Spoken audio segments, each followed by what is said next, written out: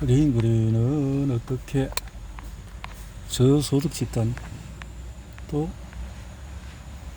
하위 상위 고소득 집단이 이렇게 50년대 가면은 고소득 집단화로 커져나간다 라는 이런 데 심각성이 있군요. 자, 이렇게 심각성이 커져 올라간다 라는 거죠. 신경 발생 염증의 수치가 나의 목표는 특정 습관을 통해서 염증을 줄이면서 그와 동시에 뇌세포를 파괴하지 않고 오히려 새로운 성장 촉진을 보여주는 그런 거. 그레인브레인에서 내세우는 가장 농전적인 개념은 글루텐에 대한 민감성의 결과로 사람에게 대단히 부정적인 반응이 심지어 신경학적인 증상도 생길 수 있다는 것이다. 하지만 여전히 온라인에서는 실내병이나 미래에 대한 진정성이 알 수 없는 사람이라면 글루텐 프리 식단을 고집할 이유가 없다고 공격하는 글들이 많이 나오고 있다. 비셀리아 글루텐 민감성에 발현되는 장증상과 장외 증상으로서 장증상에 보면은 복부 통증, 장외 증상은 빈혈이 일어난다, 더부룩하다, 불안하다. 장 증상으로서는 변비, 설사, 불거림, 젖장 등 벌레성이지만 그러나 장외 증상으로서 관절염이 또 있고 실조증이고 불안정한 걸음, 우울증, 발진, 피로감, 두통, 자극 감인선, 근육통, 말초신경병 등등. 곡물에 반기를 들다. 혼란을 바로잡는 것보다도 질서를 유지하는 것이 지혜의 궁극적인 원리다. 병이 난 뒤에 병을 치료하는 것은 갈증이 난 뒤에 우물을 파는 것과 같다. 황제내경에도 2013년에 출간된 이 책의 초반에 나오는 이런 주장에 대해서 그레인브레인과 작별하기 위해서 어떻게 그레인브레인은 출간 부수가 100만 권을 넘어가고 30개국의 언어로 번역되면서 이제 범지구적인 현상으로 자리 잡았다. 이런 현실이 여전히 나는 놀라울 따름이다. 그리고 내가 임상에서 몸소 만나보지 못한 수많은 사람의 건강 개선에 기여할 기회를 얻었다는 점에 끝없는 감사와 겸손을 느낀다. 이 책의 성공 덕분에 나는 전 세계를 다니며 의료 종사자, 과학자, 일반 대중을 만날 기회를 얻었다.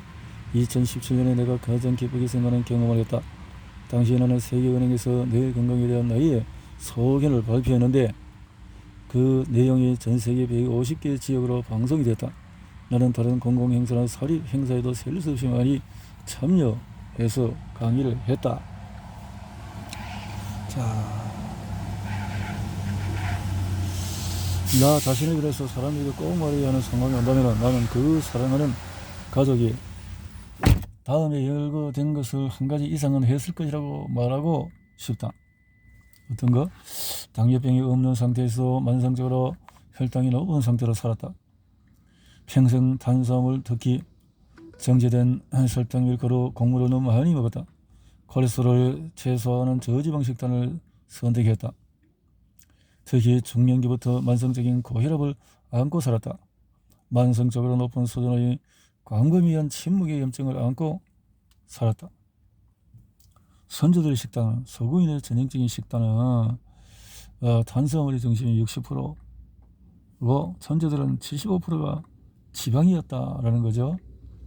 자, 이렇게 건강의 식단을 오늘에 와서는 선조들과 달리 소리 없이 죽어가는데 알츠하이머 병 환자들의 가족들이 자주 듣는 말 중에 하나가 어쩌다 이렇게 된 것이냐는 질문이다. 우리 어머니, 아버지, 언니 또 남편, 아내가 무엇을 잘못한 건가요? 알츠하이머 병 진단이 나오는 순간에 가족들의 마음이 무너지는 순간이기 때문에 이런 질문에 대답하기가 무척 조심스럽다. 나도 아버지가 알츠하이머 병으로 하루하루 서서히 약해지는 모습을 지켜보았던 경험이 있기 때문에 환자의 가족이 느끼는 복잡한 감정을 이해할 수가 있다. 절망감과 무기력감이 뒤섞이기도 하고 분노와 후회가 뒤섞이기도 한다. 하지만 우리가 알고 있는 바를 바탕으로 밝혀진 진실, 나 자신을 위해서 다른 사람에게 꼭 말해야 하는 상황이 온다면 나는 그 사랑하는 가족이 다음에 열거된 것을 한 가지 이상은 했을 것이다 라는 말을 하고 싶다. 내 질환의 시작은 당신이 염증에 대해서 모르는 것은 뭐냐? 몸이 가장 중요한 기능은 뇌를 가지고 다니는 것이다. 토마스 에디슨. 주제가 21세기 사람들의 식생활 방식으로 넘어가는데, 자, 생명의 위험, 호랑이나 이런 것에 대한 것은 없지만은 그 대신에 먹는 이 음식에 1년 내내 사탕 달달한 것들을 먹고 사는 지금 현재의 현실. 알츠하이머병, 새로운 유형의 당뇨병일까? 당뇨 수렵 체질과 함께 성행했던 다시 돌아가 보자. 그들이 내는 당신의 내와 별과는 다르지 않다. 양쪽 모두 지방과 당분이 풍부한 음식을 찾아 나서도록 진화되었다. 결국 이것은 생존의 메커니즘이다. 그런데 당신은 풍요로운 시대에 살고 있기 때문에 사냥이 별다른 노력도 없이도 끝나버린다는 것이 문제다. 그리고 당신은 가공한 지방과 당분을 만날 기회가 가능성이 높다.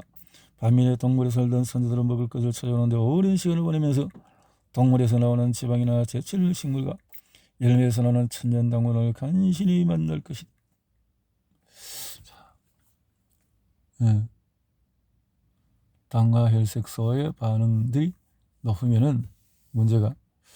그래서 반응 단백질 검사는 염증 지표가 되고, 비타민 D 검사는 뇌 호르몬, 대단히 중요한 뇌 호르몬의 중요성이 있다. 비타민 D는 요소가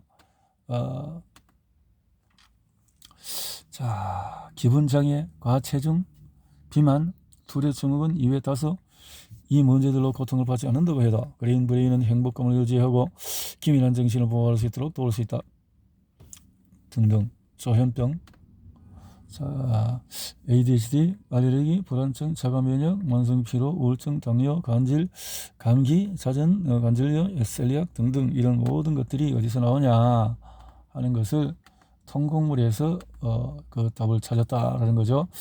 칼로리 섭취라는 걸 30%로 제한하기가 엄두가 나지 않는다면 다음의 내용을 고려해 볼 만하다.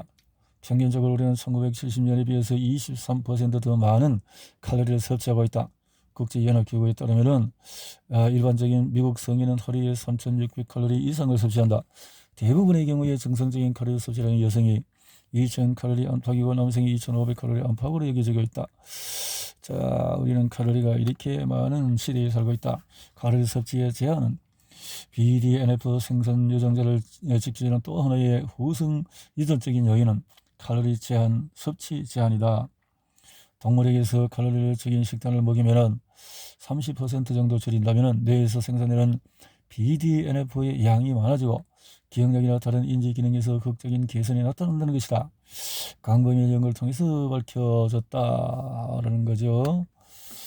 뱃살이 두통을 만든다. 뱃살이 심장질환, 당뇨병, 치매 등 다양한 건강의 문제를 가지게 된다. 만 55세까지는 남성과 여성 모두에게 허리둘레가 일반적인 비만보다 더 나은 편두통 활성 예측 변수다. 지난 10년에 들어와서 우리는 이 상관관계가 얼마나 강력한지 과학적으로 입증할 수가 있었다.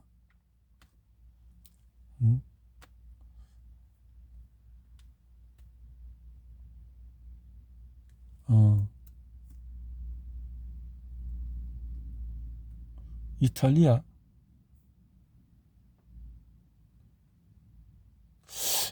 연구자들이 셀리악병과 만성두통을 갖고 있는 88명의 아동에게 글루텐 프리 식단 실험을 해보는데 그 중에서 77.3%가 글루텐 프리 식단을 유지하는 동안에 두통이 유의미하게 개선되었고 그 중에서 27.3%는 사실상 두통이 사라졌다. 이 연구 또한 두통이 있지만 기존의 셀리악병으로 진단되지 않았던 아동 중에서 5%가 사실은 셀리악병을 갖고 있었음을 밝혀냈다. 이것이 일반 소아 인구층을 대상으로 연구했을 때 나온 0.6%보다도 훨씬 높은 비율이다. 따라서 셀리악병 집단에서 두통 발생 위험은 833% 증가했다. 여자들은 이렇게 결론을 냈다. 우리 지역에서 조사한 바에 따르면 셀리악병 환자에게서 두통이 높은 빈도가 발생했다. 다음의 질환에서 BDNF 수치와 연관되어 있음이 밝혀졌다. 알츠하이머, 조현병, 우울장애, 흥분제, 아편, 알코올 중독 섭취 장애 등등에서 DNA에 영향을 미쳐서 BDNF를 생산하게 만드는 요소에 대해서 머리 기능을 좋게 만드는 표신인가 봅니다. 자, 이런 염증성 질환에 대해서 디메트로바 박사는 말인데 염증성 장질환이 있는 환자는 전신에 염증 반응이 있을 수 있습니다. 셀리악병 환자도 비슷할지 몰라요. 이 경우에 뇌를 비롯한 몸 전체가 염증에 악영향을 받죠. 또 한 가지 가능성은 설력병의 경우에 항체가 있어서 이것이 뇌세포와 신경계를 덮고 있는 막을 공격해서 두통을 야기할 할 가능성이 있습니다. 한 가지 우리가 확신하는 부분은 건강한 대중과 비교했을 때 편두통을 비롯해서 어떤 종류든 두통의 유병률이 상당히 높다는 것입니다. 우울증 같은 뇌 관련 장애와 글루텐의 상관관계를 생각할 때는 염증의 역할을 잊어서는 안 된다. 최근에 과학 문헌에서 빛을 보게 된 사실 중에 하나는 이제 우울증을 염증성 장애로 여긴다는 점이다. 이제 우리는 심장질환에서 수치가 높아지는 것과 동일한 염증 표지가 우울증 환자에게서도 올라간다는 것을 이해하게 되었다. 사실 이것은 새로운 정보가 아니지만 길거리에서 아무나 붙잡고 우울증에 대해서 물어보면 대충 이런 비슷한 소리를 듣게 될 것이다. 우울증은 뇌의 화학적인 불균형이 아닌가요? 우울증에서 조현병에 이르기까지 다양한 정신질환에서 염증의 역할은 지난 20년 동안 보고되었다. 정신과 영역에서 우울증의 개시에서 면역계의 역할에 대해서 이미 수십 년간 알고 있었다. 하지만 더 나은 기술과 정단 연구 덕분에 근리에 들어서야 그 상관관계를 이야기하기 시작했다. 두통 해결책? 매일 두통을 머리에 이고 산다는 것이 어떤 기원인지 상상이 가지 않지만 나는 평생 그런 고통을 어깨에 짊어지고 살아온 환자들을 많이 치료해봤다. 예를 들면 2012년 1월 처음 보았던 66세의 신사교수다. 그를 클리프라고 부르겠다. 클리프는 좀처럼 나아질 줄 모르는 두통을 안고 30년의 세월을 견뎌왔다. 그리고 두통을 없애기 위해서 해온 노력으로 따지면 그는 금메달감이었다. 그는 편두통을 위해서 설계된 트립탄 이미트렉스 같은 약이나 최고의 두통 클리닉에서 상담을 후에 비코딘 같은 마약성 진통제까지 온갖 약을 시도해봤지만 아무런 효과가 없었다. 두통에 대해서 그레인 무린이 초판이 출간되고 1년 후에 미국 의학협회에서 논문에서 오스턴 대학교 연구자들이 10년 동안 추적해 연구한 2,100명의 노인 중에서 140명이 치매에 걸렸다. 혈액성의 BDNF의 수치가 제일 높았던 사람들은 제일 낮았던 사람들에 비해서 치매의 위험이 절반 이하였다. 그리고 연구를 시작할 때 BDNF 수치가 제일 낮았던 사람, 제일 높았던 사람이 비교해 봤을 때 제일 높은 집단에 속한 사람들은 치매 발생 위험이 50%나 낮았다. BDNF와 알츠하이머 병의 상관관계가 워낙 강하게 나와서 현재는 BDNF를 그 사람이 알츠하이머 병으로 인한 인지 기능 저하에 저항할 수 있는 능력을 예측하는 생물학적 지표로 여기고 있다. BDNF 수치에 알츠하이머 병의 위험만 연관된 것이 아니라 간질, 신경성 식욕부진, 우울증, 조현병, 강박장애 등의 다양한 신경질환과도 연관성이 있다. BDNF 수치가 낮다는 것은 자살 위험이 그만큼 커진다는 의미를 보여주는 새로운 연구도 있다. 자, 두통이 있는 사람에게 제일 급한 것은 2012년에 뉴욕 컬럼비아 대학교 의료센터의 연구자들은 1년짜리 연구를 마무리했다. 이 연구는 글루텐 민감성이 사람 중에서 56% 그리고 셀리악병이 있는 사람들 중에서 30%가 만성두통이 있다고 보고했다. 만성두통. 글루텐 플러스 과학은 셀리악병과 우울증이 중첩된 것을 오랫동안 관찰해왔다. 셀리악병과 ADHD나 다른 행동장애가 중첩되는 것과 아주 비슷하다. 셀리악병 환자 중에서 우울증이 발생한다는 데에 대한 보고는 1980년대에 나타나기 시작했다. 1982년에 스웨덴의 연구자들은 이렇게 보고했다. 우울증의 정신병이라는 성인 셀리악병의 한 특성이다. 1992년의 연구에서는 셀리악병 환자 중에서 3분의 1 정도가 우울증도 함께 갖고 있다고 했다. 좀 더 최근에 2015년의 한 리뷰 논문에서 유럽과 아르헨티나의 대규모 연구자 집단에서 셀리악병의 심리적인 부담을 강조하며 보건 의료 종사자들에게 이런 환자들은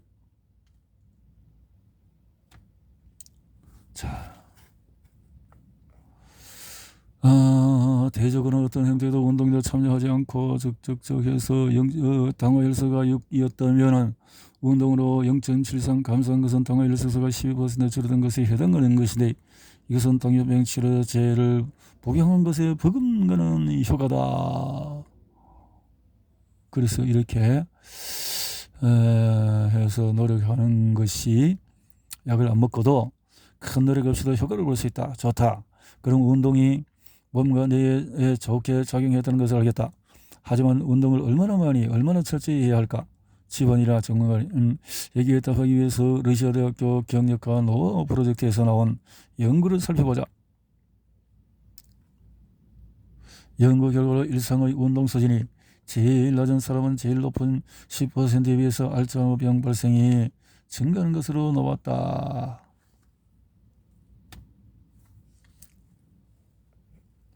알츠하이머병 유전자. 15년 전에 인간의 유전자 전체를 해독한 이후로 우리는 어떤 유전자 지도가 어떤 결과로 이어지는지에 대한 증거를 대단히 많이 축적했다.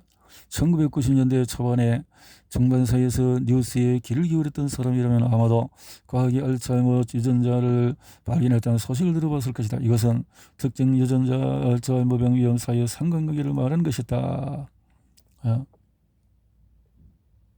분명히 말하자면 과학자들은 알츠하이머병을 아직 확인하지 못했다. 콜레스테롤 이런 등등의 이야기지만 유전자 이런 등등 말하지만 자 반드시 알츠하이머 병에 걸리는 것은 어떻게 돼서 DNA에 A422가 들어있어도 그 어떤 인지 기능 저하도 일어나지 않는 사람들이 있다. 그리고 이런 유전적인 위험 인자가 전혀 없는데도 알츠하이머 병에 걸리는 사람들도 있다. 그리고 유전적인 문제로 모든 것을 치부해서 안 된다 이 말이죠. 그래서 기전선으로 와서 이건 대사증후로 봐야 된다 이 말이죠. 자 이렇게 해서 항산화제나 해독의 주요 인자로서 글루타티온의 중요한 역할을 이해하고 나면은 글루타티온 섭취를 유지하고 더 나아가서 끌어올리기 위해서 모든 노력을 기울여야 한다는 생각이 들어진다. 놀랄 일도 아니지만 칼로리 섭취 제한도 이로써 유도하는 것으로 도움이 된다. 내 건강에서의 해독의 의미는 뭘까? 사람이 몸은 외부 환경을 통해서 노출되는 독소는 물론이고 정상적인 대사 과정에서 내부에서 생성되는 수많은 글루타티온은 사람 내에서 가장 중요한 해독제로 인정을 받고 있다. 글루타티온으로 자 이렇게 도움을 받아보자 이 말이죠. 비스트레이성 소염제는 이 계열의 약물은 체내 프로스타글란딘 글란딘의 양을 감소시켜서 효과를 나타낸다. 프로스타글란딘은 세포에서 생산하는 화학물질 계열로 몇 가지 중요한 기능을 수행한다. 이것은 치유에 반드시 필요한 일정의 단기 염증을 촉진하고 혈소판의 혈액 응고 기능을 지원하고 위백을 위산의 해로운 영향으로부터 보호해준다. 후자의 두 기능 때문에 프로스타글란딘이 자기 할 일을 하지 못하게 막는 비스테로이드성 소염제는 위장근의 내벽에 뜻하지 않은 결과를 만들어낼 수가 있다. 비스테로이드성 소염제의 가장 중요한 부작용은 위치를 위궤양 위통이다. 연구에 따르면 이 약은 소장에 해를 입히고 소화관 내벽에 문제를 일으켜서 염증이 생길 수 있는 무대를 마련한다. 애초에 비스테로이드성 소염제가 염증 치료에 쓰이는 약인데 참으로 역설적이다. 역설적으로 오히려 이 소염제가 더 염증을 만든다 이 말이죠. 항생제는 세균을 죽일 때 좋은 것과 나쁜 것을 가리지 않는다. 세균에서 비롯된 심각한 감염을 치료하기 위해서 항생제가 반드시 필요할 때도 있지만 항생제는 남용되거나 잘못 사용되는 경우가 너무 많다. 항생제는 몸의 미생물 생태계만 바꿔놓는 것이 아니라 장내 세균을 바꿔놓는 방식 때문에 인슐린 민감성, 포도당, 내성 지방 축적에서 불리한 변화를 끌어내기도 한다.